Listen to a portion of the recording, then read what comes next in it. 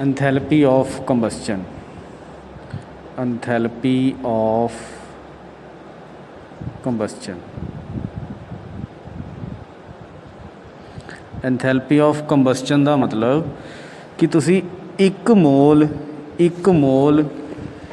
ठीक है, एक मोल फ्यूल नूं बर्न करना है।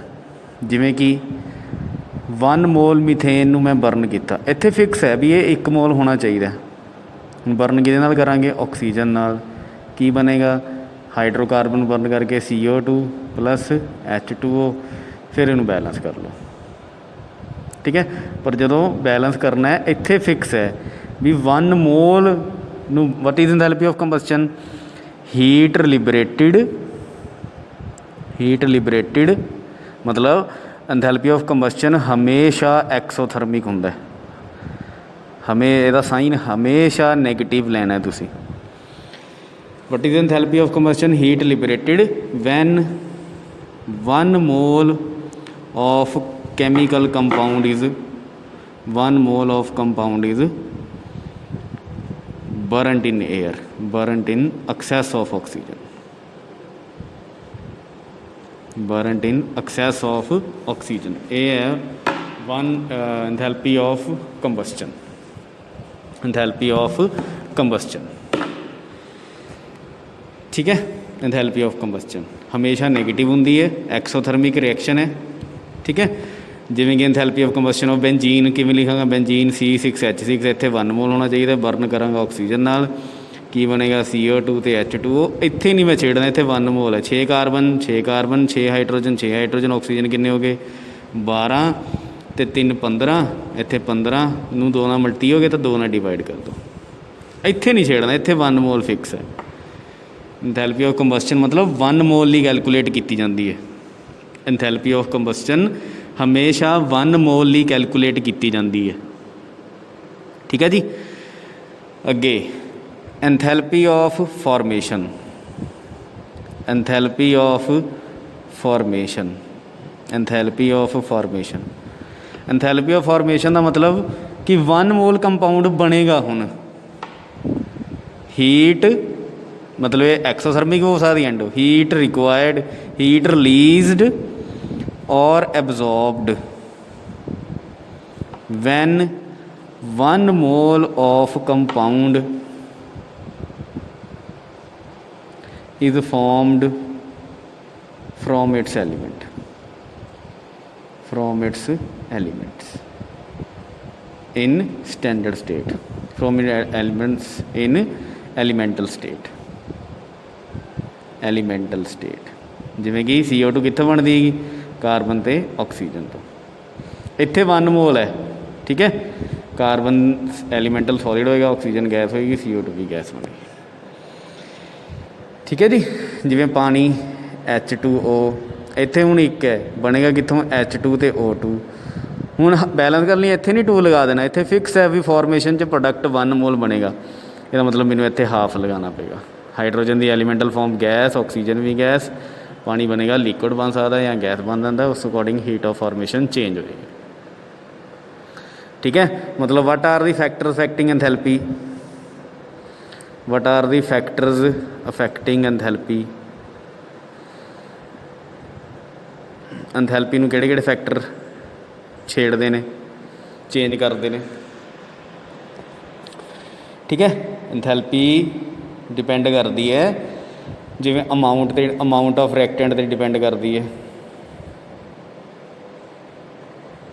ठीक है, स्टेट पर डिपेंड करती है, state of reactant and product इत्थे डिपेंड करती है। ठीक है, भी उन्होंने एलीमेंटल स्टेट किहड़ी है। ठीक है जी, टैंपरेचर पर डिपेंड करती है। ठीक है, एलोट्रोपिक फॉर्म्स से डिपेंड करती है भी कार्बन का ग्रेफाइट है कि डायमंड है। मतलब ये क्वेश्चन तुसीं अपने आप बना के लिखते हो, what are the factors affecting enthalpy.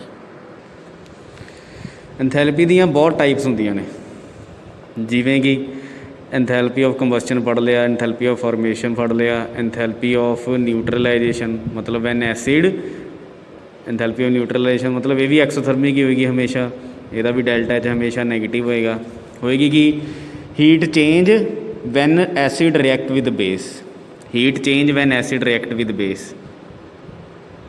Enthalpy of neutralization, enthalpy of ionization मतलब ionization enthalpy, heat required to remove outermost electron, heat required to remove outermost electron from the neutral gaseous atom.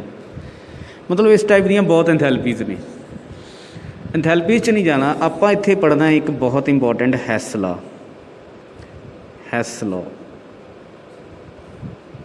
Law पढ़ना आपां। Hess law कहता है भी चाहे reaction एक step च होवे, चाहे रिएक्शन बड़े स्टैप च होवे। हैस लॉ कहता है चाहे रिएक्शन एक स्टैप च होवे, चाहे रिएक्शन नंबर ऑफ स्टैप्स च होवे, एंथैल्पी चेंज हमेशा कॉन्सटेंट रहिंदा है। ठीक है, enthalpy change remains constant whether a reaction occur in one step or in number of steps, चाहे एक स्टैप च होवे चाहे बड़े स्टैप च होवे, एंथैल्पी चेंज हमेशा कांस्टेंट रहेगा। जिमें कि C+O2 बनया CO2, ठीक है, ये enthalpy of formation of CO2, इस तरीके ना फॉर्मेशन एक है। ठीक है, enthalpy of formation of CO2 कितनी होंदी है?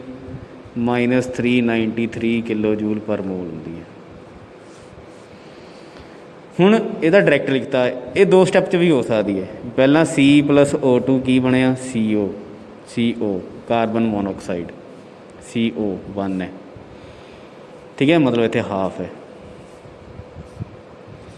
फिर जिहड़ा CO बनया वो चेंज हो गया CO2 च, दो स्टैप च हुई। हुण इहदा एंथैल्पी है -110 किलो जूल पर मोल, इहदा है -283 किलो जूल पर मोल। दोनों ऐड कर दो, जो ऐड करोगे CO नाल CO cancel out, C plus half तो प्लस हाफ 1O2 बन गया CO2। तो ये ऐड की है तो एंथैल्पी भी ऐड कर दो, कितना आ गया 393 किलो जूल। चाहे रिएक्शन एक स्टैप च कराओ चाहे नंबर ऑफ स्टैप्स च कराओ, एंथैल्पी चेंज की रहेगा बच्चों? Constant. Enthalpy change is always constant, enthalpy change constant रहेगा। एंथैल्पीज़ बहुत टाइप्स दी होंदियां ने, जिवें कि एंथैल्पी ऑफ एटमाइजेशन मतलब जिवें हाइड्रोजन मॉलीक्यूल है तो ये तो एटम्स बना लो, मॉलीक्यूल्स तो एटम्स बनाने की एंथैल्पी ऑफ एटमाइजेशन। ठीक है, हुण हाइड्रोजन का बॉन्ड तोड़ोगे तो हाइड्रोजन के केस लिए तुसीं इहनूं बॉन्ड डिसोसीएशन एनर्जी भी कह सकते हो। हाइड्रोजन के केस तुसीं इहनूं बॉन्ड डिसोसीएशन एनर्जी भी कह सकते हो। What is bond dissociation energy required देनी पएगी, पॉजिटिव होएगी, एंडोथर्मिक होएगी ये। ठीक है, एंडोथर्मिक होएगी। Energy required to break 1 mole of bonds, 1 mole है ना, 1 mole of bonds is called bond dissociation energy. Enthalpy of atomization की है? Energy required to convert 1 mole of molecule into single atoms. Enthalpy of sublimation की होंदी है? When solid directly changes to gas. Enthalpy energy required मतलब ये भी plus, ये भी endothermic. When 1 mole of solid changes to gas, sublimation. Enthalpy of fusion की होएगा? Melting, 1 mole of solid changes to liquid. Enthalpy of vaporization की होएगा? Boiling कहते हैं vaporization. Enthalpy change when 1 mole of liquid changes to gas. तो sublimation की होएगा? जो solid directly changes to gas. Enthalpy of phase transition जिमें कि सल्फर मोनोक्लिनिक भी होंदा है, सल्फर रोंबिक भी होंदा है, सल्फर दियां फॉर्म्स। कार्बन ग्रेफाइट भी होंदा है ਤੇ ਕਾਰਬਨ ਡਾਇਮੰਡ ਵੀ ਹੁੰਦਾ। Energy change when one allotropic form changes to other allotropic form. Enthalpy of solution when 1 mole of solute dissolved in the solvent at given temperature and pressure, ठीक है, to form solution, ਤਾਂ ਉਹਨੂੰ ਆਪਾਂ ਕਹਾਂਗੇ ਐਂਥੈਲਪੀ of, ਮਤਲਬ ਬਹੁਤ type ਦੀ ਐਂਥੈਲਪੀ ਹੈ। ਠੀਕ ਹੈ, ਡੈਫੀਨੇਸ਼ਨਸ ਰੀਡ ਕਰਨਾ ਅਤੇ ਰਿਐਕਸ਼ਨ ਜਿਹੜੀ ਹੁੰਦੀ ਹੈ ਉਹ 'ਚ ਪਛਾਣਨ ਦੀ ਕੋਸ਼ਿਸ਼ ਕਰਿਆ ਕਰੋ ਵੀ ਇਹ ਕਿਹੜੀ ਐਂਥੈਲਪੀ ਹੈ। ਜਿਵੇਂ ਕਿ ਦੇਖੋ C+O2 ਬਣਿਆ CO2, ਇਹਨੂੰ ਮੈਂ ਇੱਥੇ 1 ਹੈ ਨਾ, ਇਹਨੂੰ ਮੈਂ ਐਂਥੈਲਪੀ ਆਫ ਫਾਰਮੇਸ਼ਨ ਆਫ CO2 ਵੀ ਕਹਿ ਸਕਦਾ। ਡੈਲਟਾ HF ਆ ਸਿੰਬਲ ਹੈ, ਐਂਥੈਲਪੀ ਆਫ ਫਾਰਮੇਸ਼ਨ ਆਫ, ਅਤੇ ਇਹਨੂੰ ਮੈਂ ਐਂਥੈਲਪੀ ਆਫ ਕੰਬਸਸ਼ਨ ਵੀ ਕਹਿ ਸਕਦਾ। ਕਾਰਬਨ ਦੀ ਕੰਬਸਸ਼ਨ ਕਹਿ ਸਕਦਾ। ਫਾਰਮੇਸ਼ਨ CO2 ਦੀ ਹੈ, ਕੰਬਸਸ਼ਨ ਕਾਰਬਨ ਦੀ ਹੈ। ਠੀਕ ਹੈ, ਇੱਧਰੋਂ ਬੋਲਾਂਗਾ ਤਾਂ ਕੰਬਸਸ਼ਨ, ਇੱਧਰੋਂ ਬੋਲਾਂਗਾ ਤਾਂ ਫਾਰਮੇਸ਼ਨ। ਮਤਲਬ ਇੱਕ ਰਿਐਕਸ਼ਨ 'ਚ 2 ਤੋਂ ਜ਼ਿਆਦਾ ਟਾਈਪ ਦੀ ਐਂਥੈਲਪੀ ਦੀ ਡੈਫੀਨੇਸ਼ਨ ਵੀ ਆ ਸਕਦੀ ਹੈ, ਉਹ ਤੁਸੀਂ ਧਿਆਨ ਦੇਣਾ। ਠੀਕ ਹੈ, what is second law of thermodynamics? First law ਕੀ ਸੀ? Law of conservation of energy, energy can neither be created nor be destroyed. ਠੀਕ ਹੈ, ਸੈਕਿੰਡ ਲਾ ਆਫ ਥਰਮੋਡਾਇਨਮਿਕਸ ਕੀ ਹੈ? ਸੈਕਿੰਡ ਲਾ ਆਫ ਥਰਮੋਡਾਇਨਮਿਕਸ ਇਹ ਕਹਿੰਦਾ ਹੈ ਕਿ ਕੋਈ ਵੀ ਐਵੇਂ ਦਾ ਇੰਜਨ ਨਹੀਂ ਬਣਿਆ ਜਿਹਨੂੰ ਆਪਾਂ ਹੀਟ ਦਈਏ ਅਤੇ ਆਪਾਂ ਨੂੰ 100% ਵਰਕ ਡਨ ਕਰਕੇ ਵਾਪਸ ਦੇ ਦੇ। ਮਤਲਬ ਐਫੀਸ਼ੀਐਂਸੀ, ਆ ਐਫੀਸ਼ੀਐਂਸੀ ਦਾ ਸਿੰਬਲ ਹੈ, efficiency of heat engine can never B 100%। 100% efficiency ਨਹੀਂ ਹੋ ਸਕਦੀ ਕਿਸੇ ਚੀਜ਼ ਦੀ। ਆਪਣੇ ਆਪ ਚੱਲਣ ਵਾਲੀ ਮਸ਼ੀਨ ਨਹੀਂ ਬਣਾ ਸਕਦੇ, ਸੈਲਫ ਐਕਟਿੰਗ ਮਸ਼ੀਨ ਨਹੀਂ ਆਪਾਂ ਬਣਾ ਸਕਦੇ। ਐਨਰਜੀ ਦੋਗੇ ਤਾਂ ਮਸ਼ੀਨ ਚੱਲੇਗੀ। Self acting machine can note B prepared. ਆਪਣੇ ਆਪ ਚੱਲਣ ਵਾਲੀ ਮਸ਼ੀਨ ਨਹੀਂ ਬਣਾ ਸਕਦੇ। ਯੂਨੀਵਰਸ ਹਮੇਸ਼ਾ ਫੈਲ ਰਿਹਾ ਹੈ। ਠੀਕ ਹੈ, entropy of universe is increasing. Spontaneous process ਨੂੰ ਰਿਵਰਸ ਨਹੀਂ ਕਰ ਸਕਦੇ। Spontaneous process can not be reversed. Energy ਦੇਣੀ ਪਏਗੀ। ਬੜੀਆਂ ਸਾਰੀਆਂ ਡੈਫੀਨੇਸ਼ਨਾਂ ਨੇ ਸੈਕਿੰਡ ਲਾ ਆਫ ਥਰਮੋਡਾਇਨਮਿਕਸ ਦੀਆਂ, ਕੋਈ ਇੱਕ ਯਾਦ ਕਰ ਲੈਣਾ।